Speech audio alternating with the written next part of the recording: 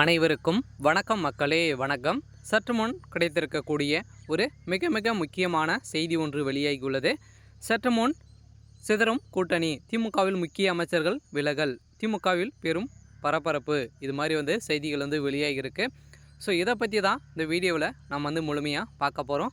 So அதுக்கு முன்னாடி நம்ம சேனலுக்கு இப்போ தான் நீங்கள் முதல் முறையாக வந்திருக்கீங்க அப்படின்னா ஸோ மறக்காமல் நம்மளுடைய சேனலை சப்ஸ்கிரைப் பண்ணி சப்போர்ட் பண்ணுங்கள். ஸோ வாங்க வீடியோக்குள்ளே போகலாம். ஸோ பார்த்தீங்கன்னா சமீப காலமாகவே திமுக கூட்டணியில் பார்த்தீங்கன்னா பெரும் பதற்றங்களும் நிறைய பிரச்சனைகளும் நடந்துட்டு வருது இல்லையா.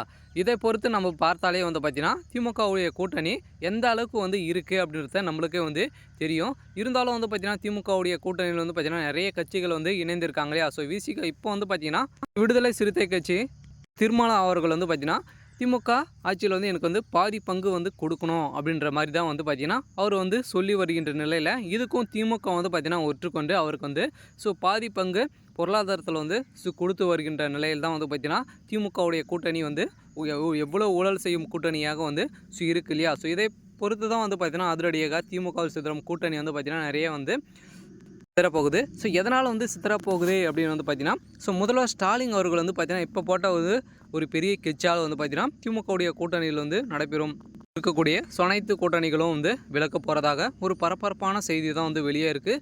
ஸோ இதன் அடிப்படையில் எடப்பாடி போட்ட ஒரு மாஸ்டர் பிளான்னால பார்த்தீங்கன்னா திமுகவிலிருந்து விலகி அதிமுகவில் இணையக்கூடிய அளவிற்கு பார்த்தீங்கன்னா இப்போ நடந்துட்டு இருக்கு இல்லையா. ஸோ அதனால் பார்த்தீங்கன்னா அதிரடியாக வருகின்ற சட்டமன்ற தேர்தலில் எடப்பாடி அவர்கள் வெற்றி பெறலாம் அப்படின்ற மாதிரி பேசிப்பட்ட வருகின்ற நிலையில் அதிரடியாக திமுகவுடைய கூட்டணி ஆட்சிகள் பார்த்தீங்கன்னா கலைக்கிறதுக்கான கூடியவரில் அதுக்கு தகுந்த அனைத்து ஏற்பாடுகளும் நடந்துருக்கு.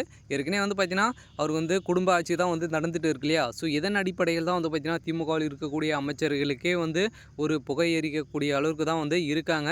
இருந்தாலும் பார்த்தீங்கன்னா துணை முதல்வர் பதவி மூத்த அமைச்சராக ஸோ துரைமுருகன் அவர்களும் இருக்கார். இருந்தாலும் துரைமுருகன் அவர்கள் இரண்டாவது இடத்துல தான் இருக்கார் இல்லையா. ஸோ அதனால் பார்த்தீங்கன்னா இரண்டாவது இடத்துல இருக்கக்கூடியவருக்கு அந்த துணை முதல்வர் பதவி கொடுக்கலாம். இருந்தாலும் பார்த்தீங்கன்னா உதயநிதி ஸ்டாலின் அவர்களுக்கு எதனால் கொடுத்தது அப்படின்னு பார்த்தீங்கன்னா குடும்ப வாரிசுக்காக தான் பார்த்தீங்கன்னா அவங்க ஆட்சியை நடத்தி வருகின்ற நிலையில் இதன் அடிப்படையில் தான் நிறைய கட்சி தலைவர்களும் விமர்சனங்கள் எழுப்பி வருகின்ற நிலையில் சொதரடியாக பார்த்தீங்கன்னா திமுகவில் இருக்கக்கூடிய அமைச்சர்களும் சில பேர் விலகியிருக்காங்க. இப்போ பார்த்தீங்கன்னா அமைச்சரவை மாற்றம் நடைபெற்று இருக்கு இல்லையா. ஸோ அதில் கூட பார்த்தீங்கன்னா நிறைய மூத்த அமைச்சராக இருக்கக்கூடியவர் தான் பொன்முடி அவர்கள். அவர் பார்த்தீங்கன்னா கருணாநிதி ஆட்சி காலத்திலிருந்தே அயராமல் திமுகவுக்காக உழைச்சவர் தான். ஸோ ஆனால் இருந்தாலும் பார்த்தீங்கன்னா அவர் உயர்கல்வித்துறை அமைச்சராக இருந்து அவருடைய பொறுப்பை பார்த்தீங்கன்னா வனத்துறை அமைச்சராக மாற்றிய சம்பவம் தான் அவருக்கு பார்த்தீங்கன்னா பெரும் அதிர்ச்சி அளிக்கக்கூடிய அளவுக்கு அவருக்கு இருந்தது. அவருக்கு பார்த்தீங்கன்னா அவருடைய நிலைமை தென்றாத்திலிருந்து விட்டு ஸோ அதுக்கப்புறம் ஒரு பாகுபாடு பார்த்து பார்த்தீங்கன்னா அந்த அமைச்சர் பதவி கொடுத்த சம்பவம் திமுகவுக்கிடையே பெரும் பரபரப்பை ஏற்படுத்தியிருந்தது. இருந்தாலும் திமுக இருக்கக்கூடிய கூட்டணி கட்சிகள் அனைத்துமே விலகுவதாக ஒரு அறிவிப்பு வெளியாகிருக்கு. இருந்தாலும் திமுக பெரும் அதிர்ச்சியில் இருக்காங்க. இருந்தாலும் என்ன நடக்க போகுது அப்படின்றத நாம் வெயிட் பண்ணி பார்க்கலாம். ஸோ இது மாதிரி அரசியல் சார்ந்த நிகழ்வுகளை தெரிஞ்சுக்கணும் அப்படின்னா மறக்காமல் நம்மளுடைய சேனலை சப்ஸ்கிரைப் பண்ணிக்கோங்க. தேங்க்யூ.